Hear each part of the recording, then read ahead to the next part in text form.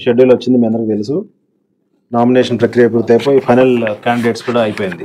దాదాపు 25 మంది బరిలో ఉంటున్నారు. దీనికి సంబంధించి 27వ తేదీన పోలింగ్ అవుతుంది. 27 ఫిబ్రవరి. మన జిల్లాలో 90 పోలింగ్ స్టేషన్స్ ఉన్నాయి. అవన్నీ కూడా వివిధ మండలాల్లోనూ వివిధ డివిజన్స్లోనే ఉన్నాయి.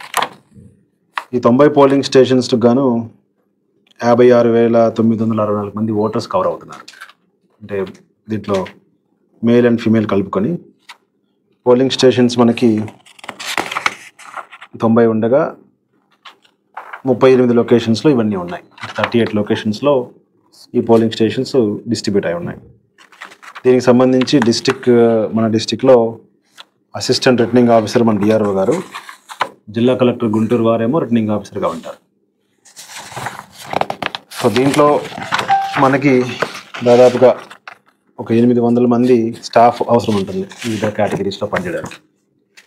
అంటే డైరెక్ట్గా ఎలక్షన్లో పార్టిసిపేట్ చేసేవాళ్ళు, అంటే పీఓ, ఏపీఓ, ఓపీఓస్, అలాగే sector officers, route officers, different teams, model code of conduct teams, ఎఫ్ఎస్టీలు కానీ ఎస్ఎస్టీలు కానీ వీళ్ళంతా కలిపి ఒక 800 మంది ఉంటారు. ఒక 500 మంది బ్యాక్ ఎండ్లో వర్క్ చేస్తూ ఉంటారు, అంటే కింద ఉండే స్టాఫ్ కానీ వాళ్ళు కానీ. మొత్తం ఒక 1500 మంది సిబ్బందితోటి ఎలక్షన్ జరుపుతున్నాము. దీనికి కావాల్సిన వెహికల్ రిక్వైర్మెంట్ కానీ డిస్ట్రిబ్యూషన్ సెంటర్ మనకి ఎస్ఎస్ఎన్ డిగ్రీ కాలేజీలో పెట్టాము. అలాగే పోలింగ్ అయిపోయాక రిసెప్షన్ కూడా అక్కడే ఉంటుంది. అంటే పోల్ అయిపోయినటువంటి బ్యాలెట్ బాక్స్ అన్నీ కూడా తీసుకుని వచ్చి ఎస్ఎస్ఎన్ కాలేజీలో అప్పగిస్తే అవన్నీ మనము ఒక కంటైనర్లో పెట్టేసి ఎస్కార్ట్ తోటి గుంటూరుకి పంపిస్తాం, మెయిన్ స్ట్రాంగ్ రూమ్కి పంపిస్తాం. సో 27వ తేదీ పోలింగ్ ఉంటుంది. మార్నింగ్ 8 నుంచి ఈవినింగ్ 4 వరకు. అదే రోజు సాయంత్రం రిసెప్షన్ ఉంటుందని రిసీవ్ చేసుకున్నాక నైట్కి ఆర్మడ్ గార్డ్ తోటి మనము గుంటూరుకు పంపించేస్తాం.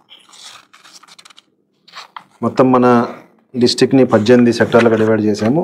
యావరేజ్గా ఒక్కొక్క సెక్టర్లో 3 నుంచి 5 పోలింగ్ స్టేషన్స్ వచ్చేటట్టుగా డివైడ్ చేసాము. పోలీస్కి సంబంధించి పూర్తి స్థాయిలో వాళ్ళు బందోబస్తు ప్లాన్ అంతా ఇచ్చారు మనకి.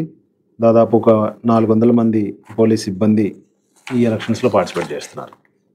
అలాగే మనకి 350 వరకు ఈ బ్యాలెట్ బాక్సెస్ విత్ రిజర్వ్ అవసరం ఉంటుంది. అవన్నీ కూడా సఫిషియెంట్గా తీసుకున్నాము. ఆ బ్యాలెట్ బాక్సెస్ని కూడా ఓవర్హాలింగ్ చేసుకొని రెడీ చేసుకొని పెట్టుకున్నాం. సో ఈరోజు మొదటి ట్రైనింగ్ పీఓస్కి, ఏపీఓస్కి జరిగింది. సుమారుగా 216 మంది, అంటే 200 మంది పైగా దీనిలో పార్టిసిపేట్ చేశారు. వీళ్ళతో పాటు మిగతా టీమ్స్ కూడా ఎఫ్ఎస్టీలు కానీ, ఎస్ఎస్టీలు కానీ, ఎంసీసీ టీమ్స్ కానీ, సెక్టర్ ఆఫీసర్స్ కానీ వాళ్ళు కూడా ట్రైనింగ్ తీసుకున్నారు. వీరికి 2వ ట్రైనింగ్ కమింగ్ సాటర్డే పెట్టాము. అది లాస్ట్ ట్రైనింగ్ అవుతుంది.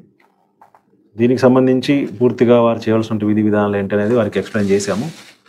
సెకండ్ ట్రైనింగ్లో వారికి మళ్ళీ ఒకసారి ఓరియంటేషన్ ఇవ్వడం జరుగుతుంది.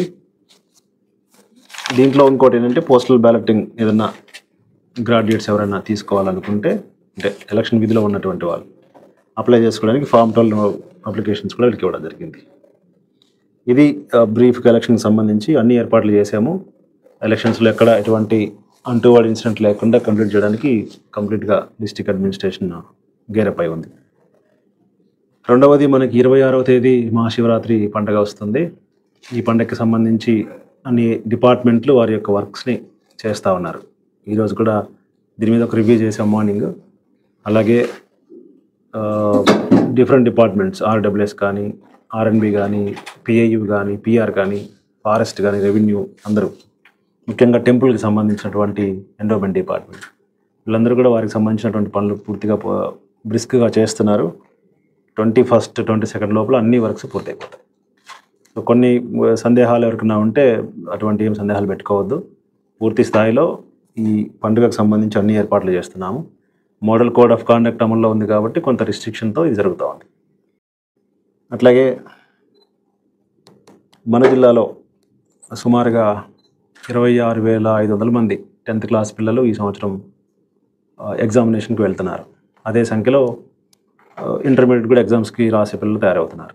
సో ఈ మధ్య కాలంలో మన జిల్లాలో కొంత అక్కడక్కడ పిల్లలు ఈ ఒత్తిడికి గురవడం, లేకపోతే పరీక్షలు అంటే భయపడిపోయి చదువు మానేయటం, ఇంట్లోంచి పారిపోవడం, ఇంకొకటి ఏదో చేసుకోవడం, అలాంటి పనులు చేస్తున్నారు.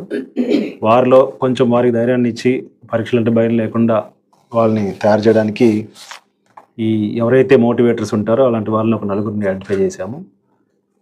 వారితో 19వ తేదీ అంటే రేపు లేదా ఎల్లుండి ఈవినింగ్ 3 to 5 ఆన్లైన్లో వారికి కొంచెం ఓరియంటేషన్ లాగా చేస్తున్నాము. అంటే అన్ని schools, private and government schools కలిపి 3 to 5 ఆన్లైన్ ద్వారా వీళ్ళకి ఎవరైతే మోటివేషనల్ స్పీకర్స్ ఉంటారో వాళ్ళతోటి ఒక కార్యక్రమాన్ని చేస్తున్నాము. అది మీ ద్వారా కొంచెం ప్రచారం కల్పించి పిల్లలు ఎవరు కూడా పరీక్షల కోసం ఆందోళన పడి వారి జీవితాలను ఇబ్బంది పెట్టుకునే పరిస్థితి చేయవద్దని రిక్వెస్ట్ చేస్తా ఉన్నాను.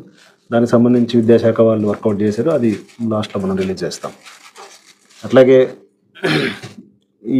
ఈ మధ్య కాలంలో కొన్ని హాస్టల్స్లో, గర్ల్స్ హాస్టల్స్ ముఖ్యంగా పిల్లలు, కాలేజ్ పిల్లలు ఉన్నటువంటి గర్ల్స్ హాస్టల్లో ఎవరంటే వాళ్ళు రావడం లేకపోతే ఇబ్బంది పెట్టడం లాంటి ఇన్సిడెంట్స్ అక్కడక్కడ జరుగుతున్నాయి. దీనికి సంబంధించి మన జిల్లాలో ఉన్నటువంటి అన్ని social welfare, BC welfare, tribal welfare ఈ 3 డిపార్ట్మెంట్స్లో ఉన్నటువంటి గర్ల్స్, చిన్నపిల్లలు అయితేనేమి, కాలేజ్ పిల్లలు అయితేనేమి హాస్టల్స్ అన్నింటిలో సీసీ కెమెరాలు పెట్టడానికి ఒక కార్యక్రమాన్ని టేకప్ చేశాము. దాన్ని కూడా ఈరోజు వర్క్ ఆల్రెడీ ఒక హాస్టల్లో స్టార్ట్ అయింది. కెమెరాస్ పెట్టారు. ఎక్కడైతే మనకి ఈ గర్ల్స్ హాస్టల్స్ ఉన్నాయో అన్ని చోట్ల కూడా డిస్ట్రిక్ట్ అడ్మినిస్ట్రేషన్ రక్ష అనే ఒక కార్యక్రమం కింద అన్ని హాస్టల్స్లో సీసీ కెమెరాలు ఇన్స్టలేషన్ పూర్తవుతుంది. ఇది కమింగ్ 15 డేస్లో ఈ కార్యక్రమం కంప్లీట్ చేస్తాము. దీనివల్ల పిల్లలకి ఇబ్బంది లేకుండా ధైర్యంగా వాళ్ళు హాస్టల్లో ఉండి చదువుకోవడానికి అవకాశం ఉంటుంది. అలాగే ప్రతి శుక్రవారం మండల్ స్పెషల్ ఆఫీసర్స్ మండలాలకు విజిట్ చేస్తుంటారు. వెళ్ళినప్పుడు అక్కడ స్కూల్ కానీ, హాస్టల్ కానీ, హాస్పిటల్ కానీ, అంగన్వాడీ సెంటర్ కానీ, ఒక మిడ్ డే మీల్ ఎలా జరుగుతుంది అనేది చూస్తారు. దాని మీద ఈ శుక్రవారం కూడా ఈ కార్యక్రమం జరుగుతుంది. ఇది ఎవ్రీ వీక్ జరిగే కార్యక్రమం. అట్లాగే పీజీఆర్ఎస్కి సంబంధించి ఇప్పుడు ప్రస్తుతానికి టెంపరీగా కొంత హాల్ట్ ఇచ్చాము, ఎందుకంటే ఎలక్షన్ కూడా అమల్లో ఉంది కాబట్టి. ఇది అయిపోయాక పీజీఆర్ఎస్ మళ్ళీ యథావిధిగా స్టార్ట్ అవుతుంది. మార్చి 9 నుంచి ఇది ఒక వారం ఏమో ఏదైనా కాన్స్టిట్యున్సీ హెడ్ క్వార్టర్లో పెడతాము, ఒక వారం జిల్లా హెడ్ క్వార్టర్లో జరిగేటట్టుగా ప్లాన్ చేశాము. అది ఫర్దర్గా సమాచారం మీ అందరికి చెప్తాము. సో పీజీఆర్ఎస్లో ఎవరికి కూడా వచ్చినటువంటి పబ్లిక్కి ఇబ్బంది లేకుండా వారి యొక్క సమస్యను తెలుసుకొని వారికి సాటిస్ఫై అయ్యే విధంగా మనము సొల్యూషన్ చూపించాలని అందరికీ ఆదేశాలు ఇవ్వడం జరిగింది. ఇప్పుడిప్పుడే కొంత దాని మీద సత్ఫలితాలు వస్తూ ఉన్నాయి. ఇంకా ఇంప్రూవ్ చేసుకోవాల్సింది. ఇక్కడ ముఖ్యంగా 2 అంశాలు మళ్ళీ మీకు చెప్తున్నాను. ఈ గ్రీవెన్స్ ఎవరైతే వస్తారో ఆ రోజు పీజీఆర్ఎస్కి వస్తున్నటువంటి వాళ్ళు బయట ఎక్కడ కూడా వీళ్ళ దగ్గర అర్జీలు రాయించుకొని డబ్బులు ఇవ్వాల్సిన అవసరం లేదు. మన క్యాంపస్లోనే వారి వెయిటింగ్ హాల్ ఒకటి ఏర్పాటు చేసాము. అక్కడే మన సిబ్బంది ఉంటారు. సోమవారం అక్కడే కూర్చొని వాళ్ళు ఎవరైనా అవసరం ఉందనుకుంటే వాళ్ళకి అర్జీలు రాసిచ్చే కార్యక్రమం కూడా చేస్తున్నాము. సో ఈ అవకాశాన్ని సద్వినియోగం చేసుకోమని అందరిని రిక్వెస్ట్ చేస్తున్నాను. మీ ద్వారా పబ్లిక్ని రిక్వెస్ట్ చేస్తున్నాను. చాలామందికి ఇంకా తెలియట్లేదు. బయట రాయించుకుంటూనే ఉన్నారు. ఇంకా బయట రాసిన వాళ్ళు వీళ్ళ దగ్గర డబ్బులు తీసుకుంటూ ఉన్నారు. ఎక్కడెక్కడి నుంచో దూర ప్రాంతాల నుంచి వస్తారు, ఛార్జీలు కట్టుకొని వస్తారు. మళ్ళీ అక్కడ రాసిన వారికి 100-50 ఇవ్వాల్సి ఉంటుంది. అలాంటి పరిస్థితి ఎవరు చేయవద్దు. ఉచితంగా మనమే ఇక్కడ అర్జీలు రాసే కార్యక్రమం పెట్టాము. మీ సమస్యను చెప్పినట్లయితే అక్కడ కూర్చున్నటువంటి అధికారి సమస్యను క్షుణ్ణంగా వివరంగా అర్జీ రూపంలో రాసి ఉచితంగా ఆన్లైన్లో చేయించి మన దగ్గరికి పంపించే కార్యక్రమం మనం చేస్తున్నాం కాబట్టి దీన్ని సద్వినియోగం చేసుకోవాలని కోరుతా ఉన్నాను. అలాగే ప్రతి 3వ శనివారం స్వచ్ఛాంధ్ర, స్వర్ణాంధ్ర కింద SC అంటాము. దీని కింద మనము ఆఫీసెస్ కానీ, మన ప్రెమిసెస్ కానీ, మన యొక్క విలేజ్ని కానీ, మన టౌన్ కానీ శుభ్రంగా చేసే కార్యక్రమం రాష్ట్ర ప్రభుత్వం టేకప్ చేస్తాము. ఇది నెక్స్ట్ మంత్ నుంచి, 3rd సాటర్డే నెక్స్ట్ మంత్ నుంచి విలేజ్ లెవెల్కి తీసుకుని వెళ్తున్నాము. దాంట్లో ఏం చేస్తామంటే నేను ఇతర ముఖ్యమైన అధికారులు ముందు రోజే ఆ విలేజ్కి వెళ్ళి విలేజ్లో నైట్ హాల్ట్ చేస్తాము. గ్రామదర్శిని అనే పేరుతోటి నైట్ హాల్ట్ చేసి అక్కడే ఉండి మార్నింగ్ లేచి ఆ పంచాయతీ యాక్టివిటీస్ అన్ని వెరిఫై చేసుకొని అసలు ఎలా జరుగుతుంది, పనితీరు ఎలా ఉంది, SWPC ఎలా జరుగుతోంది, చెత్త సేకరణ ఎలా చేస్తున్నారు, తడి చెత్త, పొడి చెత్త వాటి మీద అవగాహన ఉంటుందా, లేకపోతే పంచాయతీ విధులు ఏంటి, వాళ్ళ యొక్క పనులు సక్రమంగా చేస్తున్నారా, ట్యాక్సెస్ సరిగా వసూలు చేస్తున్నారా, ప్రజలకు కావాల్సిన అమ్యూనిటీస్ ఇస్తున్నారా అనేది కంప్లీట్గా ముందు రోజు అక్కడే హాల్ట్ చేసి విలేజ్లో వాళ్ళతో మాట్లాడి తర్వాత రోజు మార్నింగ్ అన్ని యాక్టివిటీస్ చెక్ చేసి వీలైతే ఆఫ్టర్నూన్ వరకు విలేజ్లోనే టైం స్పెండ్ చేసి వాళ్ళ యొక్క సమస్యలు విని వీలైన వాటికి పరిష్కారం చూపించి ఆ విలేజ్ని డెవలప్ చేయాలనే ఉద్దేశంతో ఈ కార్యక్రమం టేకప్ చేస్తున్నాము. అది స్టార్ట్ అయినప్పుడు మీ అందరికీ మళ్ళీ ఒకసారి పిలిచి బ్రీఫ్ చేస్తాను. అట్లాగే హాస్టల్స్లో కూడా నైట్ హాల్స్ మొదలు పెడతాము. కొంచెం ఎలక్షన్, సంక్రాంతి, మన శివరాత్రి ఫెస్టివల్ అయిపోయాక ఖచ్చితంగా వారంలో ఏదో ఒక రోజు ప్రతి ఒక్క ఆఫీసరు ఏదో ఒక హాస్టల్కి వెళ్ళి విజిట్ చేసి వీలైతే నైట్ అక్కడే ఉండి అక్కడ ఉన్నటువంటి పరిస్థితులు అర్థం చేసుకొని దాన్ని మెరుగుపరిచేదానికి అన్ని చర్యలు తీసుకోవాల్సిన ఆదేశాలు ఇచ్చాము. అవి కూడా కమింగ్ డేస్లో స్టార్ట్ చేస్తాము. ఈరోజు ముఖ్యంగా ఈ ఎమ్మెల్సీ ఎలక్షన్కి సంబంధించిన వివరాలు తెలియజేయడానికి, అలాగే కోటప్పకొండ ఫెస్టివల్కి సంబంధించిన ఏర్పాట్లు తెలియజేయడానికి, అట్లాగే 2 కార్యక్రమాలు ఏమైతే చెప్పానో హాస్టల్స్లో సీసీ కెమెరాస్ పెట్టడం, గర్ల్స్ హాస్టల్లో ముఖ్యంగా, అండ్ విద్యార్థులు 10th క్లాస్ ఎగ్జామ్స్ రాస్తున్న విద్యార్థులను దృష్టిలో పెట్టుకొని దాదాపు 26,500 మందికి ఈ యొక్క ఆన్లైన్ ద్వారా కొంచెం వాళ్ళకి మానసిక ధైర్యం కల్పించడానికి ఒక ప్రయత్నం చేస్తున్నాము. దానికి మీ అందరూ సహకరించాలని మనస్ఫూర్తిగా కోరుకుంటున్నాను.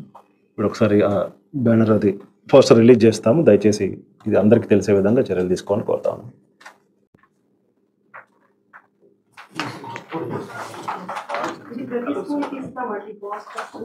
తీసినట్లు